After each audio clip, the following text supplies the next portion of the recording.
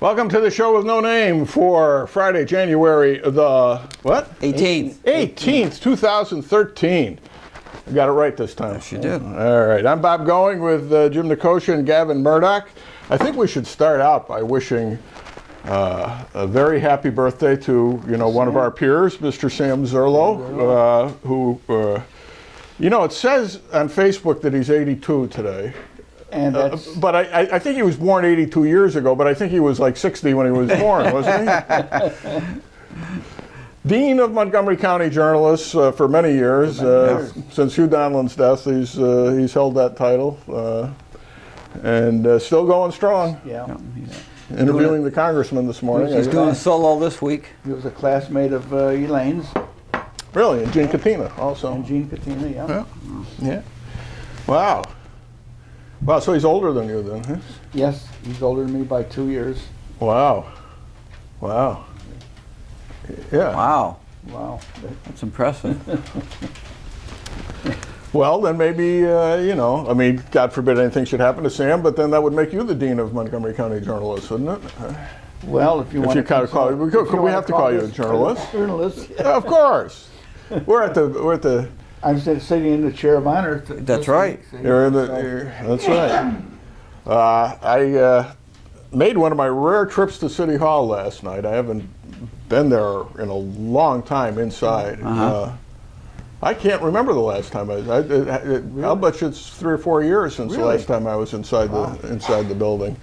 I was appearing in front of the planning board on behalf of the museum, and there was also an ADA meeting going on in my old office next door. So I popped my head in to say hello to the ADA board members, and I was greeted warmly by Dan DeRossi, who I hadn't seen since he had his troubles. He's lost a bit of weight, but he's hanging in there. Yeah, hanging in there and plugging away. So God bless him. God bless you, Dan DeRossi. I wanted to go down to City Hall. I got to go down and pay my taxes for the county. You don't have to pay your taxes. Well, I know I don't have to, but You can go to the bank and do I'm that. going to keep the house. But I go down there just to aggravate the mayor. Okay. Because what I do is I hang around in the... Oh yeah, from like day one, you were what drove her crazy. Every time you got Michael fired by going to his office. So I go there and I hang around in front of the camera for a little bit, and make sure she sees me. And then I'll walk into somebody's office, and sure enough, she shows up. Ah. She doesn't Greet you warmly? Yeah. Well, hi, Mr. Nicosia, and. Oh, she knows who you are then. Yeah, she knows me. But when I used to go to Ron's office, when I used to pull this, and she assumed where I was, and she would show up. Ron, can you come up to my office for now? Yeah. Get rid of me. Yeah. He says, when I finish here, he goes. But I wanted to go down and talk to. See, what he should have said is, "We're equals. If you want to speak to me, you can speak to me on my turf. You're here. Go ahead." Well, that's basically, when I finish here, I'll come and see you. So I say, well, I better leave. And no, he says, sit right there. And he would drag it out, and finally I said, well, I've got to go. But I wanted to go down. Where's the end of your microphone? I don't see it. Up here. Okay. All right. I was like to bring some material down to Puritan, but I don't know if it would make any difference or do any good. I have the budget for 07-08, and it has a cover sheet that indicates the funds Right. that we had established. Right. That were not supposed to be used for anything but those Right. by state law. Right. And no one could find them. Ron couldn't find them. Heather couldn't find them. I have no idea what happened after that. But these are funds that he's got to find out where the money is, because Right. Because it was supposed to be frozen there, and it can only be taken out by resolution of the council, of the budget board. And then there was the one for the last budget where she put the FEMA money and this other grant money in the budget as a revenue, not to be used for daily expenses. So I wanted to bring those down to him to see if he could find them, or to find out what our obligation is to reestablish them. So I just might do it before the end of the month, before he leaves, if he'll see me. Yeah, how much time's he got left now? They just gave him $15,000 worth of time. I think it was 30 hours to do one job, 15 hours to do another one, and 5 or 10 to do another one. You know, he had it broken up. That's what he thought it would take for him to do those things. But the only thing that I'm thinking is that he's not supposed to find these things like I'm suggesting. He's just supposed to, well, maybe he is. Maybe he's supposed to figure out where the money is and what Right, and what we have. Yeah, and what we have, which I don't think we have any. But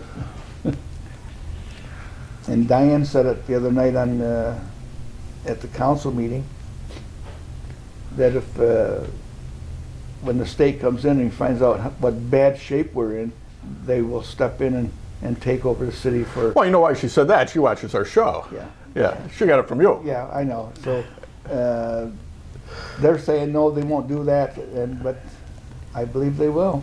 If they come in, if it's as bad as I think it is, They'll they be will here. come in. I hope it isn't, you know, because. But it is. It means our taxes Listen, will it's go up. bad enough. It is as bad as you think it is, even if the books end up balancing, because they don't know what's going on. No. But I don't think the money's there. I think they're spending money they don't have. Well, they certainly are spending money they don't have. We know that. I mean, I figured when they adopted the budget in July, they'd probably start running out of money about now. That's what I figured. And we'll find out. Yeah. They see, as long as they figure as long as there's cash in the bank, They got money. they got money. You know, it doesn't matter that they owe it all somewhere else. It's scary stuff. They have money in the bank, but some of it is not to be used for ongoing expenses. Did you get the impression the recorder was a little annoyed with the mayor yesterday? A little bit, but they didn't go far enough. They didn't go far They didn't enough. go far enough. They didn't go far enough. But I can only characterize what happened this week as bizarre. Yeah. I mean, up to this point, every time the mayor has planned a State of the City address, it's been publicized like crazy. You know, come see the mayor. Everybody gets dressed up. She has the podium. And Did you watch it on TV? I did not. I didn't even know it was on. I didn't even know they were having a special meeting. I watched it on TV, and Joe was running the camera, so he put it over towards the speakers at the podium. There was 3 people in the back, the one girl on the side, and one person. So there was 3, 4. I think there was 5 or 6 people there in the audience. in the audience. Mhm. So because nobody knew she was going to make this speech. Standing room only. Yeah, and Femister was one, Elmendorf was another, Diane was another, Chet, you know. So there was no. And Ray Halgus. Ray Halgus was there. I saw his picture in Yeah. the paper. Well, he wasn't there in the council meeting. He was there before. They had a meeting before. Oh, okay. I don't think he was in the council. Okay. And the next thing is that this parking baloney that they're talking about. They've had a schedule for years. This street first, this street second, this street third, and they were all hills first. Right. And Ray had this schedule. Right. So why are they saying they don't have a schedule? Are they? Well, who's saying that? Well, nobody knows it. Nobody knows that there's a schedule. Ray is saying it because that's what part of this meeting was. Ray's saying there's no schedule? Yeah, he said it. He's in charge. Yeah. Yeah. What does he need from the mayor of the common council to set a schedule? It doesn't, but nobody could find one. Nobody could get a schedule, and nobody could get a priority. And all these things that they're talking about is tickets and towing. It's been on the books for years. All they've got to do is enforce them. I know. I found it pretty odd that they're saying we have to wait 72 hours before we can tow it. Not in a snow emergency, you don't. That's never been. You tow the car, and if you want your car, you go get it. I mean, I've never seen anything like this. They do this in every city that I'm aware of. That Yeah. they if the car's in the way, you tow it, and then you go pay it. I went. My daughter ended up spending like $650 taking care of things like that when she was living in Boston. I went to Norwich to see my daughter in December. And I think it was December 17th. It had not snowed that year yet. Yeah. So I parked in front of her house, and I got a ticket, $10 ticket, you know, and I'm frosted. Yeah, naturally. So I go down to the police station. I tried to get them to let it go, and they wouldn't do it. So they said there's signs at entrance of the city. Sounds familiar. I never noticed it. He said, well, there is. So the ball buster I am, I jumped in my car, and I went to the entrance, every entrance to the city. Yeah. Sure enough, there's a sign. Yeah. So I had to pay my ticket. Well, But do you know the story of how we ended up doing that here? Putting up signs? Yeah, we're putting up the signs at the entrance to the city. It used to be there were signs on every street, every so many feet. That would give the winter parking rules, and then they were ambiguous because they said all it said was the odd number and the even number, and it didn't include the part where tomorrow begins at 6 o'clock tonight. Right. That's the most important part of it, because that's yeah. where the people were getting in trouble, was Sure. between 6 and midnight. And I was the city court judge, and there were a couple of problems. One was that that the paint had faded. I think a lot of it was in red paint, which fades in the sunlight a lot faster than black. Yeah. And that in the cases that were in front of me, the signs were just plain wrong. They did not Give you the rest of the information. they did not give adequate notice to what the law actually was. And in fact, people were getting tickets when they shouldn't have, because they were following exactly what the sign said. Yeah. So I ruled the signs invalid. And Kenny Traskus was the police chief, and he says, you know what it's going to cost to replace all these signs? And they tried it for a while, and the signs ended up like this big, and to actually get the statute down. So I said, why don't you do this? Why don't you just post them at the entrances to the city? That's what they ended up doing, and saved, $15,000 or something like that, just for the cost of the sign, let alone installing them. So that's it. So that's notice. That's been deemed adequate notice. And as one of the editorials pointed out, if you've been here this long, you ought to know the rule by now. But in your case, you were in a strange city. Yeah. And actually, when I was, even as far back as when I was judge, which, I left city court in like '94, right? That's when I was elected family court. Even as far back as then, almost the only contested cases we had were people from out of town. Yeah, or who had just moved in and were not aware, seriously not aware of it. Yeah, see, what really frosted me, it had not snowed that year yet. Yeah, I know. And it hadn't snowed for 2 weeks after that. Yeah, So- yeah, yeah. But I got the ticket. I had to pay I'll bet you, I'll bet you when they ran their plates, it showed up that you lived in Amsterdam, New York, and not Norwich. Well, I'm figure, sure. what the heck? I'm sure. But Welcome, stranger. yeah, and and every time I went to Norwich after that, if there was a fundraiser for anything to do with the city, they didn't get a donation from me. Yeah, there you go. Really, and I used to do it constantly because I was always there. I says, no way. I says, You already donated. I gave my donation. I said, that takes care of forever. So that $10 probably cost them Yeah. probably $150 by now. So what did the mayor say that was of note? Nothing at all. Okay. You got 5 more. I printed out her speech from Facebook, actually from the WCSS Amsterdam Facebook site.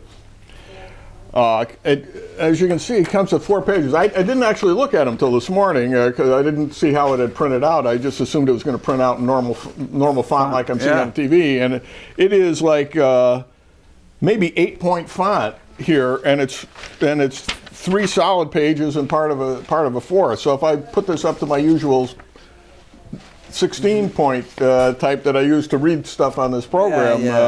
Well, when she read it on the air, on camera, it seemed like she turned at least 4 pages over when she was reading. Oh, it had to be a lot more than that. It had to be twice Well, that. she probably filled the page up to the margins. Or maybe, oh, well, that's true too. Yeah, and she might have been printed on both sides too. Who knows?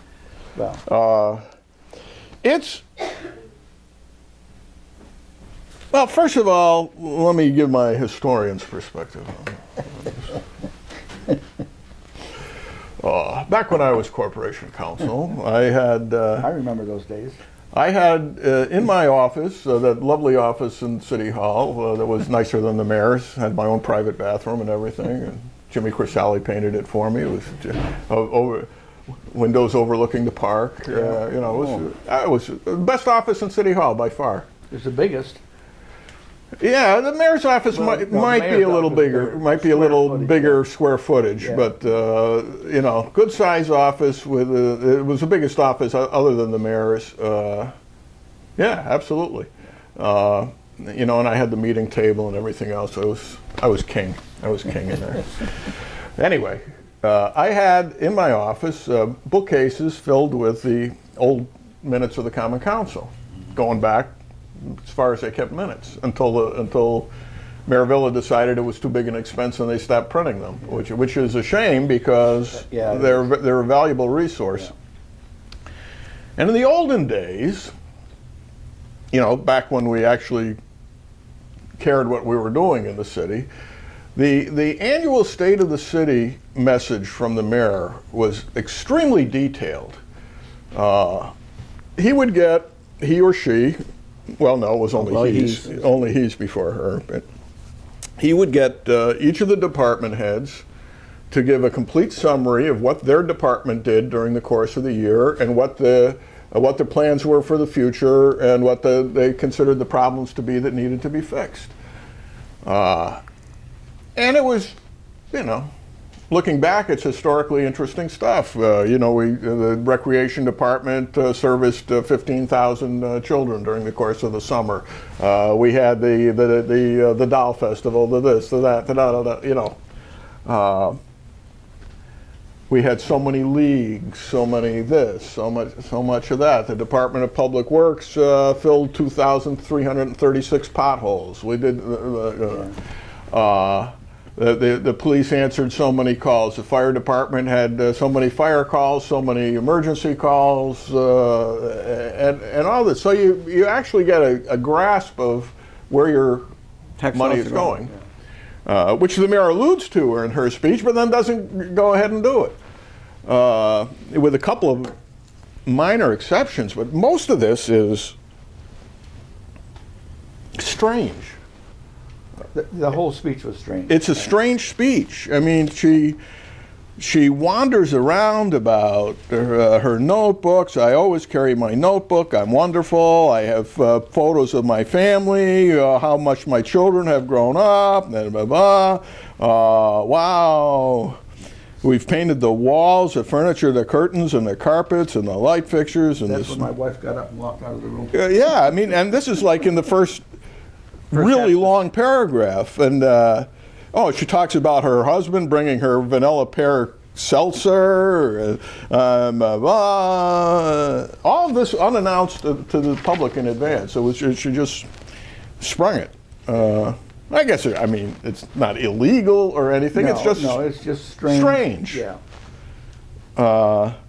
Wow, there's so much more to do. It needs continued love and maintenance. And then when it sets priorities, again, she goes back to the comprehensive plan of 2003, Michael Chiara's comprehensive plan, as though though they're actually following it. Well, she says she is. Yeah, she says she is.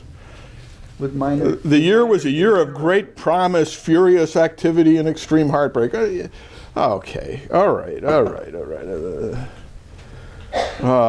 And then it's just such superfluous. I mean, I just mentioned all the detail. In the old, this is what she says: where your mysterious tax dollars go. They pay for your clean water, sewage disposal, garbage removal, fire protection, street and park maintenance, snow plowing, code enforcement, bus transportation, crime prevention, emergency response, records management, property assessment, legal counsel, financial management, employees to staff each and every department.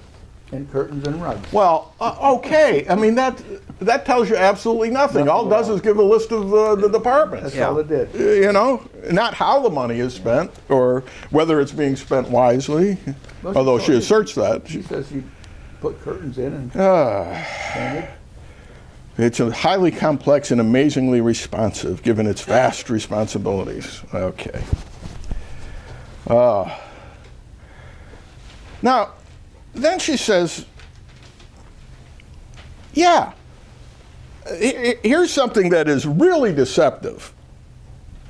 She's talking about replacing fire hydrants, and I think it's fine that after 4 years, they're finally getting around to fixing the fire hydrants on Wall Street Hill that led to the destruction of any number of houses up there back in 2009, 4 years ago. Really, because it was like in March the first one was. Well, in 2008, 2007, there was 18 fire hydrants that they knew that were out of service. Right. And they could only get 6 or 8 from the supplier because he wouldn't sell them all. Michael Chire and Wouldn't sell them all. well, he wanted to keep some back for emergency for people who needed that particular pipe.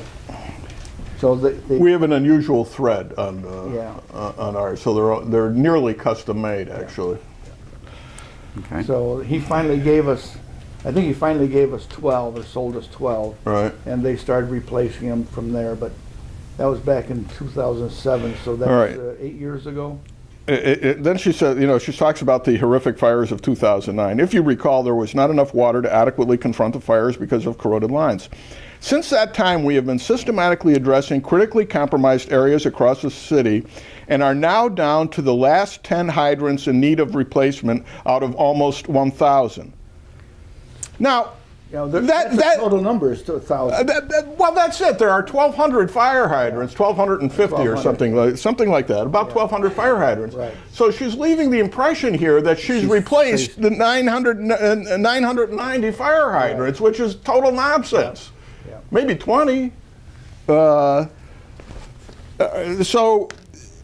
and again, as we said, back then we had 12 we knew were in need of replacement, Yes. and now there's only 10 in need of replacement. So she replaced So in 5 Her years, logic. or 4 years, she's managed to get that down from 12 to 10.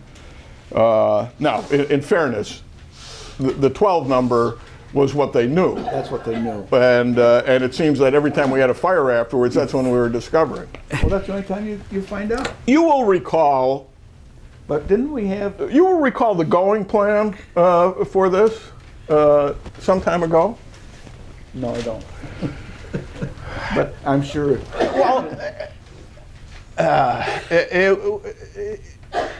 it really predated the first fire in 2009, but it was repeated after the first fire in 2009 and repeated again after the second fire in 2009, 2 months later in the same neighborhood. And that is, fire hydrants should have the #1 priority. If they need to be fixed, they need to be fixed, and let's not have any nonsense about it. Well, and as it was, it took several years for them to get outside funding and all that. Baloney. This is your #1. I mean, it's over now. Thank God they got it. They got the pipes fixed. I assume. I'm taking their word for that. it used to be that twice a year, Right. the hydrants were flushed Right. And checked. and checked, and Right. that's when they knew when Right. they had a renewal. Exactly. The only problem with that is in the winter, if they freeze up and you go to open it up, a valve will break or the stem will break off. Yeah. But that How many times did that happen? And we discovered during Joe's administration that they had stopped doing that on a twice-yearly basis, and at one point they hadn't done it in 2 years. Yes. And when Joe found out about that, he cracked down, and they went on a Yes, they started on a checking cleaning. it, and that's Now, how they found the 12. the going plan looked at things a little differently. And that was ongoing. Yes. The going plan was that fire hydrants are not simply a function of making sure your water mains are working properly and a DPW function. Fire hydrants are very critical to the operation of the fire department, right? And that it's not only a safety issue for the residents of the people, it's a critical safety issue for the firemen fighting the fires. Because if they get to a fire scene and the hydrants aren't working, they're in physical danger themselves You better believe it. of their lives, as you know, as a former firefighter. Therefore, if for no other reason, I proposed that an ongoing systematic checking of the fire hydrants be operated by the firemen in addition to whatever the DPW is doing over the course of the year. And I suggested, for example, that, and this isn't an original thought, I discussed this with the fire chief when I was corporation counsel, that each fire hydrant be measured for pressure, in addition to seeing whether it turned on and off, and that we develop a color code system so the firefighters can tell at a glance how much pressure they should be getting out of this particular thing. Now, this would involve actually purchasing a meter. They did. Well, we had the meter. At the time, I said, or you could use the one that's still in its original packing, box. sitting on the shelf in the DPW, where it had been for years without ever having been used. Yeah. And it's one of these things, you just screw it on, and turn the valve, and see whether it reads, and mark it accordingly. Yeah. Now, Not hard. 1,200 fire hydrants, right? 365 days a year. All right, you know, take some time off, say 300 days a year, so that's 4 a day for 300 days. That's all. That's all they would have to do. And you can assign a team, a pair of firefighters who are otherwise not fighting fires. No, all it would have taken is take that truck with the men that are on that truck and go out and go down the street and check those hydrants. If there's a call, you're on the truck. They're already there. You get a radio call. Okay, Right. guys, leave the hydrant. Let's go. We got a call. That's all it took. Right. No, they had. Well, don't blame the firefighters on this No, because no way. because that directive had to come from the top, from the mayor. Because DPW, oh, that's our job. You can't. No, DPW, you do your job. Turn it on and off anytime you feel like it. Yeah. But meanwhile, the firefighters should be able to go in and know themselves, for their own sake, that's good. and they're Now, the ones. They're the ones as I say, 4 a day is how difficult. That's to do it once. Do 8 a day, and you do it twice in the course of the year. Do 16 a day, and you can do it 4 times. You know. And how hard is it to do 16 a day over 300 days out of 365? You know, but part of it was a turf war between the fire department and the public works. But you know, but the turf war never got fought, Jim. It never even got fought. no. Nobody even sat them down and said, No. "This is what we should do," and I'm ordering this. So it never reached that point. It was an assumed turf war. Yeah. Yes. Exactly. And it never happened. Yeah. And who's to say that DPW workers would even have objected under those circumstances?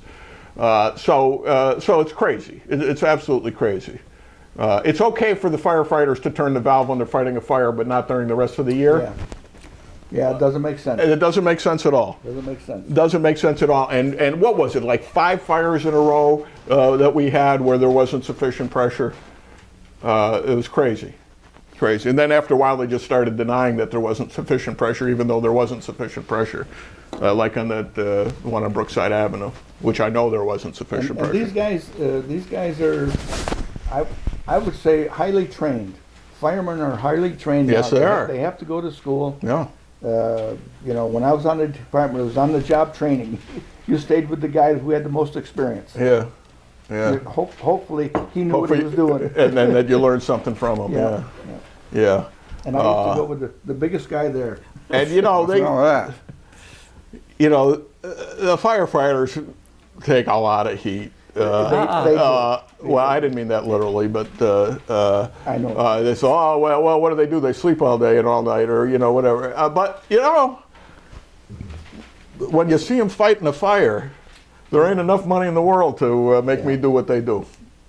Really, seriously, and then you look at the volunteers that do it out in the country. And say, what the heck, Yeah. you know? Yeah. So you know, I have a. It's a thankless job. It is. Until you need them. Right, right. Okay, so they get busted a lot. Maybe the department costs too much or whatever. Maybe there are more efficient ways of doing it. But you know what? When we send those guys out to fight a fire, they should be having the best equipment, the best facilities, Best and the best training. water pressure every time they go out. And to not do that is borderline criminal. Yeah. It's immoral. It is. So anyway, that's In my opinion, they have the best of everything except water. yeah, which is the most important Yeah. thing. The second fire in 2009, I was on the Red Cross call for that one, and actually on the street while they're fighting the fire. It was absolutely amazing to watch them in action. They were on Orange Street and Glen Avenue. I mean, the fire was jumping blocks onto other properties, and you had the volunteer come in and fight some of the peripheral fires because it was just getting overwhelming. But boy, to see the efficiency with which they fight fires these days, it's just, you know, they get those platforms up there zooming in, and that fire is so hot that it's melting the aluminum siding on the house behind you. Yeah, across the street. Yeah. I mean, I'm standing there looking up at the heat is so hot that it's already melted the house behind me. Jeez. Yeah. Oh man. So anyway, that's that issue. Let's see. Our accomplishments have been many. Yes. This is a big year for construction. Yes. We paved Prospect Street. The state made visible progress along West Main Street and around the Public Safety Building in planning the traffic repatterning project. We'll see how that works out. Yeah. The city demolished 39 abandoned structures this year, which is good. I got no problem with that, which means they've removed 84 over the past 5 years. That's a lot. That's That's good. a lot for a city our size. That's good. That, you know, Yeah. because it hadn't been done since Ada knocked down to 60 or whatever. No, it wasn't even that, No, right? We I- only ended up doing like 30, right? Because of the price. 20. 29 or 30. I think. Yeah. Yeah. But I saw a list the other day of all the buildings that the Buddhists own that they want to turn back to the city. 30 some buildings. Really? Yeah. Well, shouldn't be a surprise. I mean, we've talked about this before, but this is so bizarre, so pie in the sky. She talked briefly about the redevelopment of Chalmers, and let's hope something nice happens there, and I'm glad they're talking about it. Across the river from that site, the state has produced an economic impact study of the train station relocation and estimates the project's effect will be an extraordinary $45 million to the benefit of city coffers. What? By relocating the train station to downtown. Yeah, it's going to. I couldn't grasp that. I couldn't get around Grasp that. it. I couldn't imagine 10 cents worth of economic benefit to the city from having the train station downtown. No, maybe a taxi cab. No, the taxi cabs are making more with it at the other end. Well, yeah. So, Right? Well, now you're not going to bring it downtown. Yeah, but Bob, $45 million. she's right. Over 45 million years. Well, maybe, and I doubt that. I mean, really, I don't. So many $1 million a year.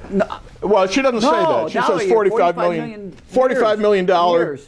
to One the year. benefit of the city coffers. She says. I can't. In other words, it's going to generate $45 million in tax money. revenues. I don't think so. I don't think so. No, that. It makes no sense. That is absolutely thoroughly nonsensical. She throw dice and come up with that number?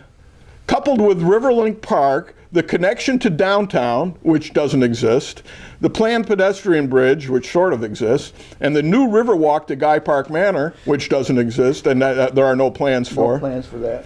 Our waterfront will have the potential to draw hundreds of thousands of tourists a year. Hundreds of thousands of tourists a year to see the walkway and the pedestrian bridge. You know, better get there early because it's going to be awful packed. Okay, you better be one of the first ones. I mean, you probably have to go at 4 in the morning to be able to get a space that on the many bridge. people. Absolutely. Can you imagine this nonsense? And we are planning our city's future on this kind of crap.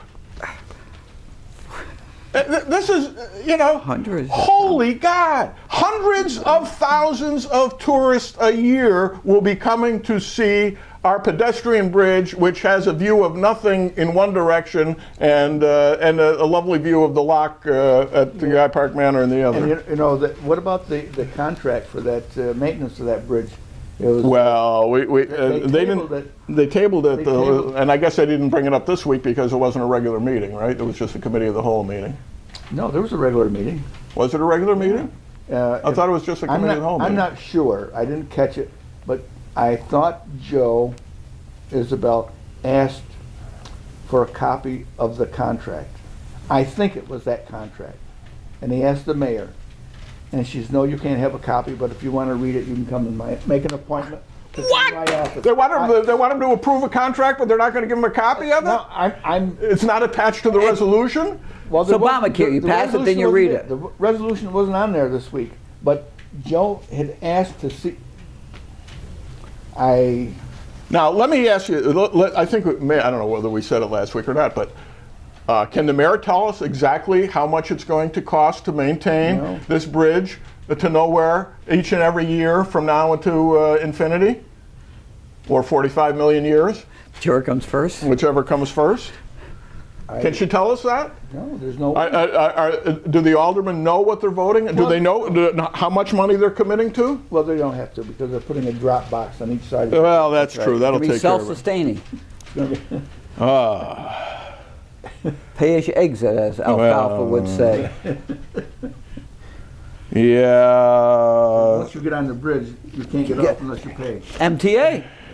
All right, she's bragging about the money they've got from the state, and that's okay. Every mayor does that. It means nothing about how you're operating your office, but it's But remember, when she says how much money we're getting from the state, that money came from us in the first place. It's not free. It's not always free. Don't even get me going on the bus system. Careful stewardship of our taxpayer dollars is a primary responsibility of any governing body, and this administration has been aggressively proactive in this regard. They don't even know what they're spending. We've been extremely cautious with our budgeting and have been able to meet the constraints of a state-mandated 2% property tax. Well, yes, because it's the law. No, not only that. They're borrowing money that does not figure into the tax cap. Right. Our conservative approach to financial management, I guess if you stayed in there, yeah. Oh, wow. Yeah, we've maintained our A3 ratings from Standards & Poor's and Moody's. That's because we regularly borrow money that we shouldn't be borrowing. Sadly, our new controller, Ron Wiersbicki, passed away. But because of his attention to his duties, which she condemned over and over, we have instituted measures to address bank reconciliations, capital project track. Do you mean to tell me that until he got there were no bank reconciliations? Evidently not. That's an incredible statement. Then she has a moment of silence for Ron. Yeah, for Ron. Then she had a moment. Then she has a moment of silence for all the people who were murdered in the last year, including a couple who weren't murdered in the city. But that's okay. That's right. Yes, it's terrible. But what does that have to do with the state of the city? Right? Really? Wow. We've been, and then it's all this stuff about compassion and okay, now here we go where we get to something specific, which is which we didn't talk about last week, and I think we should have. These 4 murders launched the largest gang investigation ever conducted in the city to halt a growing problem. First of all, there is nothing that I'm aware of to indicate that either of these 2 sets of murders was gang related in any way. All right. Because of these crimes, emerging drug dealing and gang activity was crushed, and 22 arrests made. That was last week's news. It was crushed. 22 individuals were charged with Class B misdemeanors, the lowest form of crime that exists under the state of New York. And in the opinion of the mayor, that has crushed any gang movements in the city? Yeah, they just got the users. There are people who think there aren't gangs in the city. Let me tell you, there are. There are organized gangs in the city that have initiation procedures, which among other things call for beating up people at random on the street. Okay? I mean, I'm aware of this because I've handled criminal cases involving it. All right? One of the cases, in order to get into the gang, 2 guys wanted to get into one of these gangs, and their first step of the initiation procedure involved beating the crap out of each other while the rest of the gang watched. Kind of a jump in. Yeah. I mean, You see how much you could take. yeah. And there's a guy. There's a guy. Let's you 2 go rob him. On the street. Yeah. At random. A guy at random. Yeah. Mm-hmm. Now, tell me there's no problem when there's stuff like that floating around, and you're going to crush it by making 22 B misdemeanor arrests? I don't think so. No. I don't think so. No. After this, there was a thing in the paper the other day that there was burglary after burglary after burglary, which are all felonies. Yeah, 4 burglaries. 8, I think, wouldn't there? Including the Crystal Ristorante. How many of these places are getting burglarized for the copper? All these vacant buildings are going to end up being useless. The $2 million that was put at the Crystal Ristorante, it's going to be uselless if the building is destroyed in the process. Better off letting you better believe it. Stay there. Better believe it. Of course, she's got the poet. Given that incidents of violence have captured the attention of our nation, the actions we have taken to protect our way of life here are as timely as the sunrise. What? I got to say one thing. She's a pretty good speechwriter. It may not be all pertinent. But No. She's not a good speechwriter. This is all over the lot. This is just rambling. This is as though you gave her an intravenous injection of pure ethyl alcohol and just set her loose and say, talk. It's vanilla. It's vanilla. Huh? It's vanilla. No, vanilla. It ain't vanilla seltzer that would, working with volunteers from across every walk of life, the city, then blah, blah, blah. Am I still on page 1 or am I? No, that's page 2. That's good. Almost done. The alliance of all these people to, we're fighting violence by having a legendary 4-on-4 basketball tournament. Okay, I mean, I'm not saying it's a bad idea, but let's not exaggerate its value. Thanks to our volunteers, the 2nd annual spring fling, all these things. The Veterans Memorial, that was all outside funding. Light Up the Sky, the Christy Pollock Memorial Light Display are all things that have nothing to do with the city whatsoever. You know. I've been trying to get the city to sponsor a Gus Macker basketball tournament for 7 years, and it hasn't happened yet. Oh, no, I shouldn't say. They had a 4-on-4 basketball. Now, and then she gets into this long section on how to improve the education of the students in the city of Amsterdam, which I think was like your function, isn't it? Oh, your school board. Yeah, The you're school right, board, you're right. yeah. Oh, she can do it. She can do it. Yeah, Grad Nation. I propose we explore joining in the America's Promise Alliance Grad Nation campaign. It's a large and growing movement of dedicated individuals, blah, blah, blah. Oh, God. Wow. Yeah, all very nice and totally unrelated to the city, to the city government. As one noted former public official said to me, you know, I like the stuff she does, except the stuff that's related to her job as mayor. Yeah. Oh my God. I expect the coming months to be as busy as the past 60 months.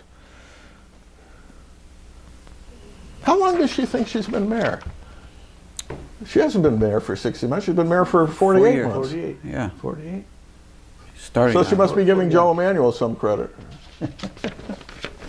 He was on the radio the other day. He was? Yeah. For what? I don't know. I just heard him talking. I didn't pay too much attention. No. So was Michael.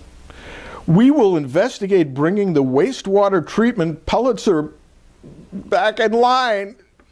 Yeah. Oh my God, I can't believe it. The biggest boondoggle in the history of the city, and she wants to bring it back online. She wants to bring it back. It was taken offline because it was costing more money than it was producing. It was costing more money to operate than it was producing. That's how we got out of that. Well, it wasn't producing pellets. It was producing the byproduct, but they couldn't make it into a pellet that... Right, that's right. It wasn't So- even producing pellets when you got right down to it. No. Yeah, it was too much moisture in it, and they were having to plug in natural gas to heat it and dry. And after spending how many $1 million to build that plant, it produced absolutely nothing. 12 million? Oh, it was incredible.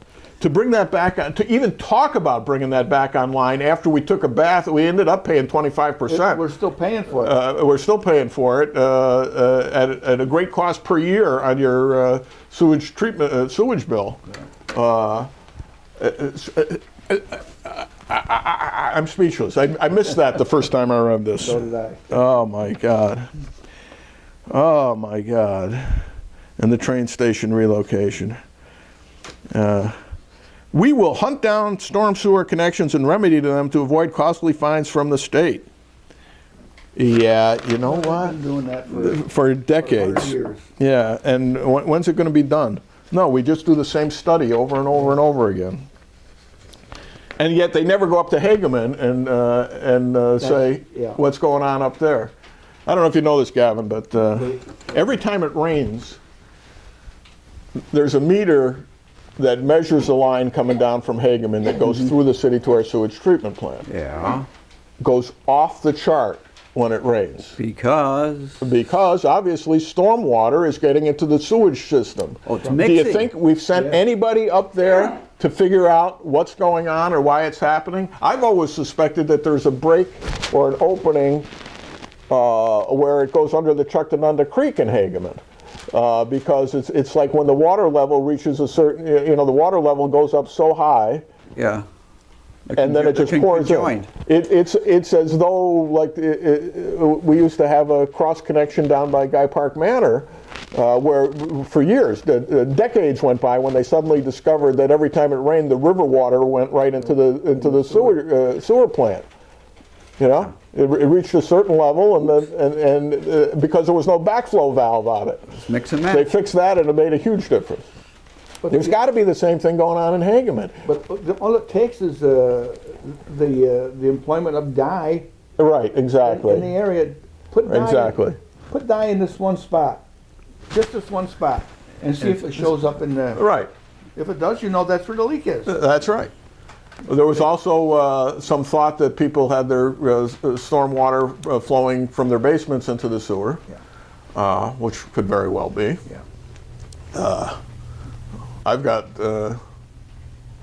mine doesn't go into the sewer because the house predated the sewer system, but there's a drain in the basement floor that when the water starts running through the basement, it goes down the hill into the 6 Phillip Street? Well, apparently there's an old dry well down below here. At least so the previous owner told me. I've never traced it, but anyway, one of our former city engineers suggested that we go up to Hageman and insert colored smoke bombs into the sewer system and see if anybody's house fills up with smoke. You better let the people know you're going to do that. Well, it was. But he was serious. He said, I mean, that's a legitimate way they find these things. It's a little harsh. Yeah, but it was a smoke that was harmless. You know. Oh yeah. It was like, you know, carbon dioxide or something. Probably wouldn't kill too many of your pets. Anyway, where'd my glasses go? I guess they're down here. I guess not too long ago, last year, on Beacon Street or one of those streets up there, the city had to do some work, Yeah. and they went into the ground, and they found out that the guy's sewer system was not connected to the city sewer system. Austin Street. Austin Street. Was Yep. it? Yep. It was Bob Kelly's old house. Guy was paying sewer system. He Right. was never. Never connected to the Right. city system. They've been that house had been paying for the sewer connection since there was a sewer, and it turned out that their sewage system ran down the hill toward Mohawk Mills Park. Yeah. Did they get a refund? We gave them, I think the most we could, first of all, we stopped Charging them. charging them until we actually did hook it up. And I think we gave them a couple-year rebate, which is all we could under the law, apparently. But no, the way they found out is that they had a backup. And they called the city, and the city's doing it, and Scotty goes up there, and he's got all his equipment, and they're scoping it out, and they can't figure it out, and they finally realize that they're not connected, and that there was a, what do they call those sewer tanks? Septic system under the floor of the garage.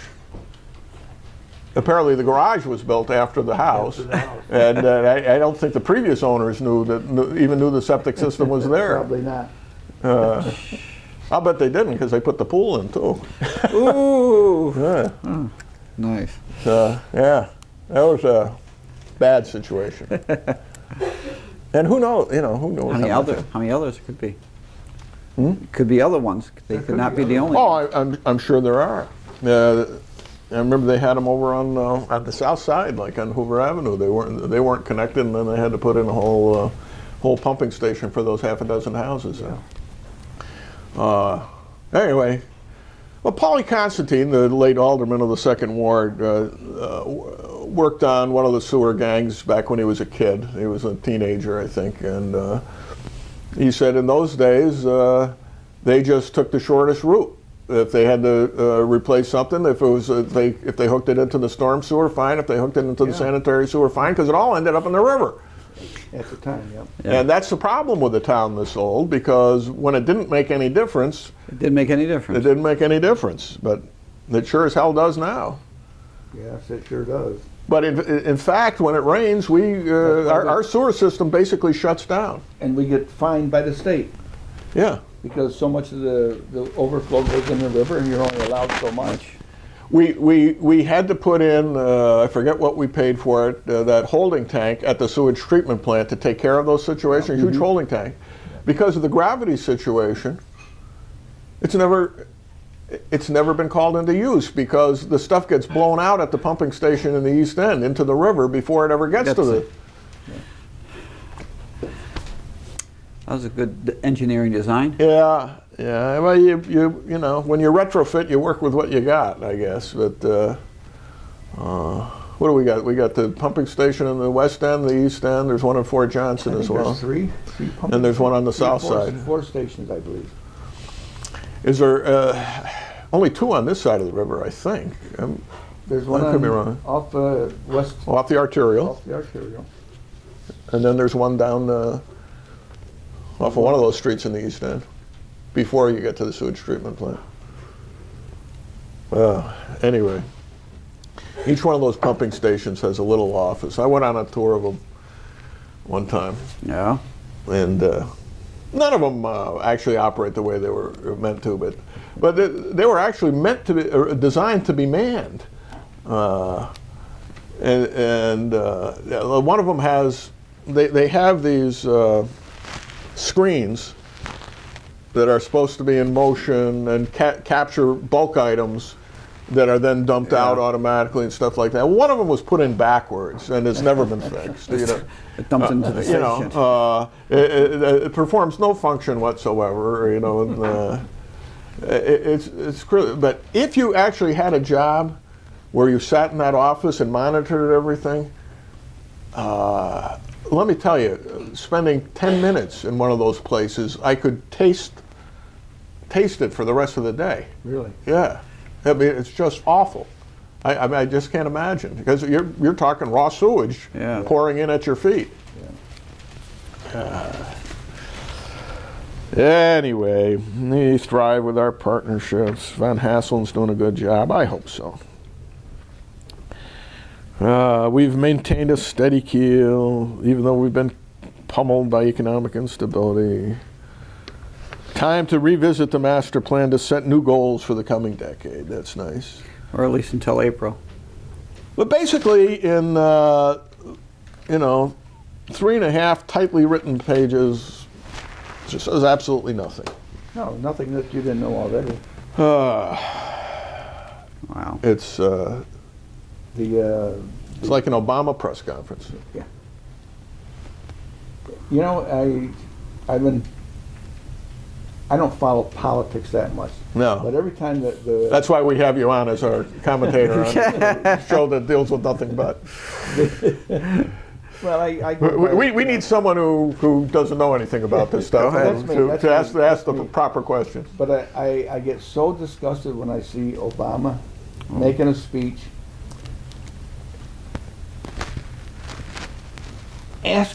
pleading to the people that he wants to do things and you've got to do it for me. Call your senator, your representative. You know, this guy cannot do anything on his own. He's got to wait for public opinion and different focus groups to pressure. Well, thank God he's lazy. That's all I can say. Well, Thank God he's lazy, because his ideas are so dangerous Yes. that he could really destroy this country pretty fast if he wasn't quite so lazy. Well, he's working on I mean, it. this incoming cabinet he's proposing is so awful, I can't even begin to talk about it. Maybe we'll discuss that on the next hour. We've done enough local bashing, I think, for a while. Well, no, not enough. Maybe not. We'll find out. Anyway, I'm Bob Going with Jim Nikosh and Gavin Murdoch, and those of you who have found this particular site, we should be able to find the second hour, which will begin shortly. This is the show with no name.